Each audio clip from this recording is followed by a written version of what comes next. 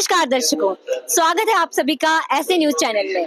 दर्शकों, आज हम करने जा रहे हैं एक विशेष आध्यात्मिक चर्चा जिसमें शामिल है छोटे छोटे बच्चे। जी हाँ दर्शकों, छोटे बच्चे। आप देख पा रहे होंगे इस साइड पे है संत रामपाल जी महाराज जी के अनुयायियों के छोटे छोटे बच्चे और एक तरफ है अन्य समाज के लोगों के बच्चे। ये कुछ क्वेश्चंस लेके आए हैं संत रामपाल जी महाराज जी के अनुयायियों के बच्चों से। इनके कई सवाल है, ये लोग उनके जवाब देंगे। तो चलिए इस चर्चा को शुरू करते हैं। सबसे पहले कौन प्रश्न पूछना चाहेगा? जी आप बताइए। मेरा प्रश्न है कि इनके गुरुजी इतनी छोटी उम्र से भक्ति की करने लग जाते हैं, जबकि बुढ़ापे में भक्ति की जाती है। जी, इनका कहना है कि भक्ति तो बुढ़ापे में की जाती है, तो इन छोटे छोटे बच्चों का भक्ति करने का क्या कारण है? इसका जवाब कौन देना चाहेगा? जी आप बताइए। कबीर साहब कहते हैं मानव जन्म दुर्लभ है, मिले न बारंबार, जैसे पत्ता तरवर के गिर जाए बोरने लगता डाल। क्या पता पत्ता कहाँ पर गिरेंगे, किसके पैर पर जाएंगे, अब दोबारा तो लग नहीं सकते। इसलिए हमें भक्ति करने के लिए जीवन मिला है, हमें भक्ति करके अपने मोक्ष करने चाहिए। क्या नाम है आपका? अचिल दास। क्या प्रश्न रहेगा आपका संत रामपाल जी के अनुयायियों से? मेरा यह प्रश्न है, इनके गुरुजी पतंग उड़ाने को क्यों मना करते हैं? इनका प्रश्न है कि संत रामपाल जी महाराज जी के जो अनुयायियों के बच्चे हैं वो पतंग क्यों नहीं उड़ाते? कौन बताएगा इसके बारे में? जी आप बताइए। पतंग उड़ाने से अन्य पक्षियों के गर्दन और उनकी मृत्यु हो जाती है, जिसका उनका पाप हमें चढ़ता है कई बार। जैसे कि हम जैसे पतंग उड़ाते हैं तो फिर डोर जो होती है वो बहुत ही ज्यादा तीखी होती है, जो पक्षी आसमान में उड़ रहे होते हैं उनको वो लग जाती है और वे मर जाते हैं कई बार। वाह, कितने उच्च विचार है संत रामपाल जी के जो छोटे छोटे अनुयायी है उनके। अब इनसे अगले सवाल पूछते हैं। जी कौन बताना चाहेगा? आप बताइए। मेरा प्रश्न ये है कि इनके गुरुजी गाने सुनने से क्यों मना करते हैं, जबकि गाने सुनने से तो हमारा जो फ्री टाइम है वो अच्छे से व्यतीत हो जाता है। जानते हैं संत रामपाल जी के इन बच्चों अनुयायियों से कि क्यों मना करते हैं संत रामपाल जी गाने बजाने को, गाने नहीं सुनने क्यों बोलते हैं ऐसा? वो कौन बताएगा इसके बारे में? जी आप बताइए। देखिए, संत रामपाल जी महाराज कहते हैं कि हमें गाने नहीं सुनने चाहिए, क्योंकि इससे हमारा टाइम वेस्ट होता है। और वो कहते हैं कि अगर यही टाइम हम अपने भक्ति में लगाएंगे तो हमें लाभ भी होंगे और हम सतलोक जाएंगे। आप लोगों ने सुना कि संत रामपाल जी के जो अनुयायी है वो लोग अपने टाइम का किस प्रकार से सदुपयोग करते हैं। वे इसे बर्बाद नहीं करते किसी भी प्रकार का गाना या नाचने में, इस प्रकार की कोई भी चीजें वो नहीं करते हैं। दर्शकों, अपनी इस चर्चा को आगे बढ़ाते हैं और जानते हैं इन लोगों का अगला सवाल क्या है। जी अब कौन पूछना चाहेगा सवाल? अरे ये लोग तो भाग गए।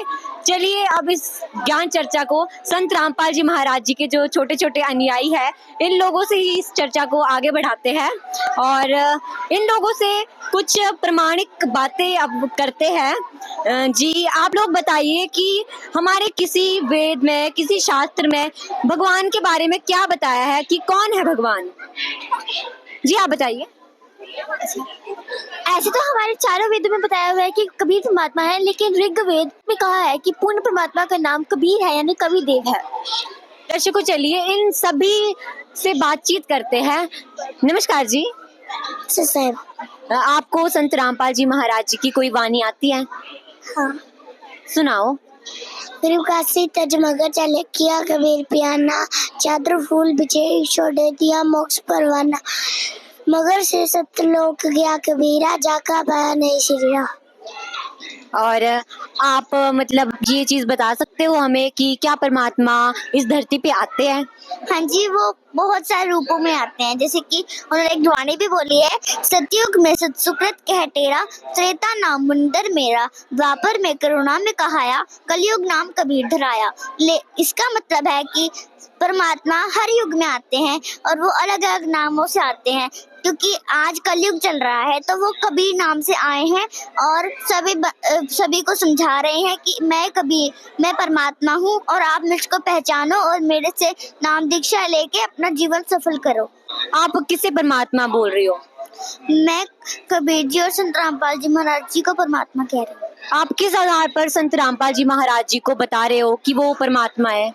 क्योंकि बहुत सारे लोगों ने कह रखा है और कईयों ने भविष्यवाणियां की हैं कि वो परमात्मा, वो बंदा, वो धरती पर अवतार ले चुका है। और अभी तक आपने देखा कि कोई भी धर्मगुरु के बारे में किसी ने भी भविष्यवाणी नहीं की, लेकिन संत रामपाल जी महाराज जी के बारे में बहुत से लोगों ने भविष्यवाणियां कर रखी हैं। दर्शकों देखिए यहाँ पे जो ये संत रामपाल जी महाराज जी के छोटे छोटे बच्चे अनुयायी है, वो मतलब कितना अद्भुत ज्ञान रखते हैं सभी धर्म शास्त्रों का।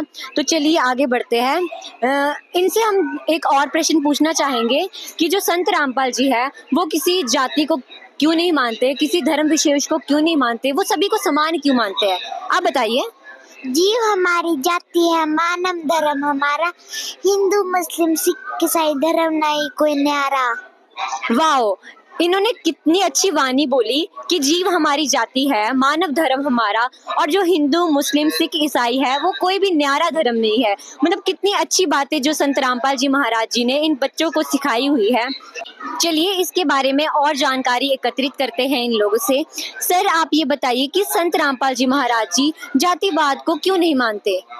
देखिए, संत रामपाल जी महाराज इस विश्व में पूर्ण संत हैं, ठीक है, और वो हमें मतलब एक करने की कोशिश में पूरा लगे हुए हैं, क्योंकि ये जो सब धर्म गुरु हैं इन्होंने सब जातियां बना रखी हैं। जाति जब हम सतलोक से आए हैं, मैं तो मानता हूँ कि मैं सतलोक से आया हूँ, ये हमारे गुरुजी ने बता रखा है, ठीक है। तो जो नीचे आके ये सब धर्म गुरुओं ने ये जातियां बना रखी है, जाति पाति कुछ नहीं है। हमारे संत रामपाल जी का एक नारा है कि जीव हमारी जाति है, मानव धर्म हमारा, हिंदू मुस्लिम सिख ईसाई धर्म नहीं कोई न्यारा। हमने जात पात से कोई नहीं है, हम एक पिता की संतान है, ठीक है। सभी ग्रंथों में परमात्मा जब एक से लिखे तो हम जात पात से क्यों ऐसा लेना देना रखे। तो मैं तो यही अपने उम्र के बच्चों को यही कहना चाहता हूँ कि आप भी आओ और संत रामपाल जी से नाम दीक्षा लो और अपना मोक्ष करवाएं। हम संत रामपाल जी महाराज की भक्ति करते हैं, हमें कोई मतलब नहीं। किसी जैसे कोई गेम खेलता है वो अपना टाइम व्यर्थ करते हैं, लेकिन हम ना गेम खेलते ना कुछ करते हैं। और रही बात छुट्टियों की, जैसे कोई बच्चे कहते हैं जगत वाले, हमें भी, मेरे को स्कूल में पूछते कि तू संत रामपाल जी की शरण में गया है तो बार बार छुट्टी करके क्यों चल जाता है स्कूल में। तो मैं तो उनको ये कहता हूँ कि हमारे सतगुरु में इतनी पावर है कि अगर हम छुट्टी भी कर ले तब भी हम वहाँ पर पहुँच सकते हैं। हम हमारे परमात्मा हमें इतना दया कर सकते हैं, जैसे परमात्मा ने मेरा पेपर भी दिया हुआ है, ठीक है। तो इतनी शक्ति है हमारे, ऐसा इनका कहना है कि इनका पेपर दिया संत रामपाल जी महाराज ने, इसे हमें विस्तार से बताइए क्या हुआ था। जी, मैंने अभी नई नई नाम दीक्षा ली हुई थी तो सतगुरु रामपाल जी महाराज से, तो मेरा मन करता था, जैसे भी गरीबदास जी का बहुत दिवस आने वाला था, ये 2020 की बात है। तो जब मेरा मन करा, फिर मैंने आश्रम में जाना था। तो मेरे मामू जी कह रहे हैं बेटा तूने आश्रम में जाना है। मैंने कहा जी मामू जी जाना है, पहली बार मैंने जाना है, नाम दीक्षा ली है। तो मामू जी ने बोला तेरे पेपर, मैंने कहा मेरा पेपर आ रहा है। वो उस टाइम मैं 4th क्लास में था, तो ईवीएस का पेपर था मेरा। तो मैंने मामू जी को ये बोल दिया भी पेपर करके मैं जा नहीं पाऊंगा, लेकिन मेरी आत्मा अंदर से रो रही थी।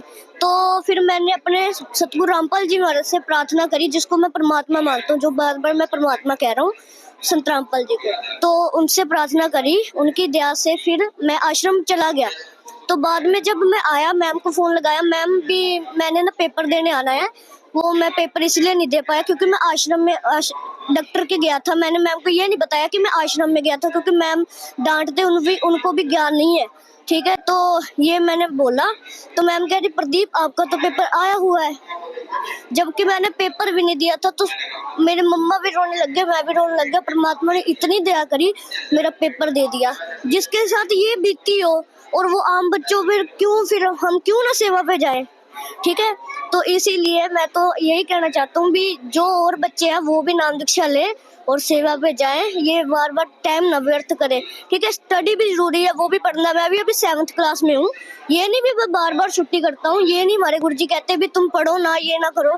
हाँ ये है, तुम भक्ति करो, अपना आराम से रहो। ये मैं कहना चाहता हूँ अपनी उम्र के बच्चों को भी, आप भी आओ संत रामपाल जी के शरण में कल्याण करो। धन्यवाद।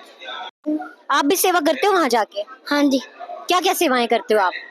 हम पंचदशमी में सेवा करते हैं, भंडार घर में सेवा करते हैं। कैसा लगता है आपको सेवाएं करके? सेवा करने में बहुत अच्छा लगता है। दर्शकों, ये तो बहुत आश्चर्य की बात है। ये लोग संत रामपाल जी महाराज को भगवान बता रहे हैं, उन्हें परमात्मा बता रहे हैं। लेकिन मैं इनसे एक चीज जानना चाहूंगी आपसे मैं, कि संत रामपाल जी महाराज जी तो जेल में बैठे हैं, वो परमात्मा कैसे हो सकते हैं? संत रामपाल जी महाराज ही भगवान है, क्योंकि जो लोग हैं ना, वो जैसे गुरु नानक देव जी थे, पहले उनसे वो लड़ाई करते थे और फिर उनके जाने के बाद फिर उनको वो भगवान मानने लगे। ऐसे ही जो आज के लोग हैं ना, वो संत रामपाल जी महाराज को अब कुछ भी नहीं मान रहे हैं। और जब आगे का टाइम आएगा ना, जब सभी स्वीकार कर लेंगे कि संत रामपाल जी महाराज ही भगवान है।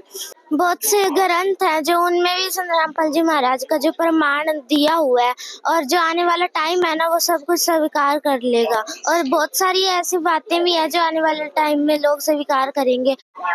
तो यहाँ पर और भी जो बच्चे हैं वो शामिल हैं, इनसे भी बातचीत करते हैं। अब हमें ये बताइए कि परमात्मा कौन है? परमात्मा कबीर साहब जी हैं। मतलब ये आप कैसे बोल सकते हो, कोई प्रमाण है आपके पास इसका? हाँ जी, जो हमारे संत रामपाल जी महाराज जी हमारे गुरु जी हैं, वो सत्संग में एक मतलब जैसे ग्रंथ खोल के दिखाते हैं कि कबीर साहब जी भगवान है। आप अभी कौन सी क्लास में पढ़ते हो?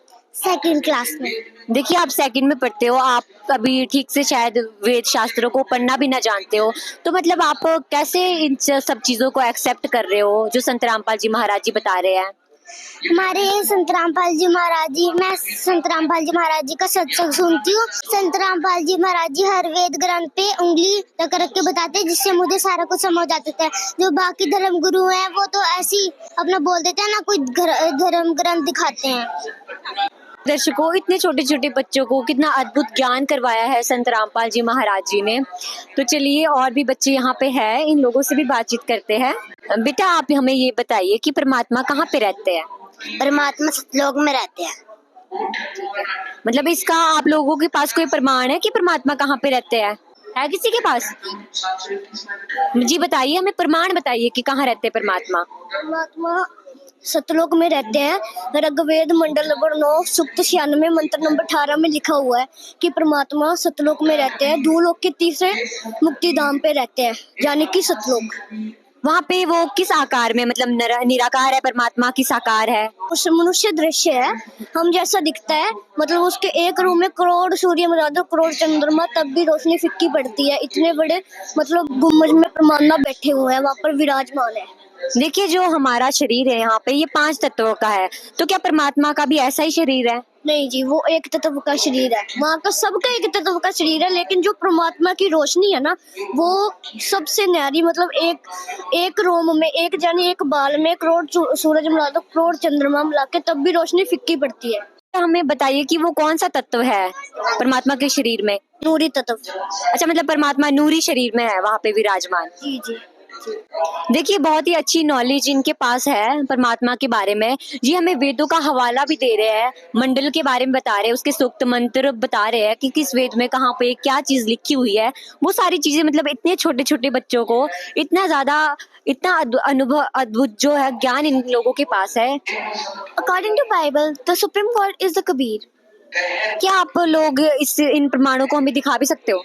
ये ऑर्थोडॉक्स बाइबल है, the page number 776. CEL is Kabir, and despite not Annie, he is Kabir in Koj, Lev, strength of understanding. You can see in the Bible that there is a proof that Kabir is Supreme God. देखिए, कैसे इन छोटे छोटे बच्चों ने हमें शास्त्रों से प्रमाणित करा है कि परमात्मा कबीर जी है। हम लोगों ने ये तो देखा था कि जो संत रामपाल जी महाराज जी के लोग अनुयायी है, वो लोग उनसे कोई भी हम अगर बातचीत करते हैं तो एकदम शास्त्र लेकर आ जाते हैं और एकदम प्रमाण आगे रख देते हैं। वैसे ही यहाँ पर जो इनके छोटे छोटे बच्चे अनुयायी है, उन लोगों में भी ऐसा ही उनका आचरण हमें देखने को मिल रहा है यहाँ पर। दर्शकों, इन लोगों ने अभी पीछे एक बात कही थी कि परमात्मा सतलोक में रहते हैं, तो इनसे जानते हैं कि वो सतलोक क्या है। सतलोक आश्रम एक ऐसी जगह है जहाँ पे जाके कोई जन्म नहीं होता, कोई मृत्यु नहीं होती। वहाँ पे सुख ही सुख है और कोई कष्ट नहीं है। यहाँ पे तो हमें मेहनत करनी पड़ती है, वहाँ पे कुछ नहीं करना, वहाँ पे सिर्फ और सिर्फ भक्ति करनी होती है। तो देखिए, इन्होंने बताया हमें सतलोक के बारे में कि सतलोक क्या है और कैसा है।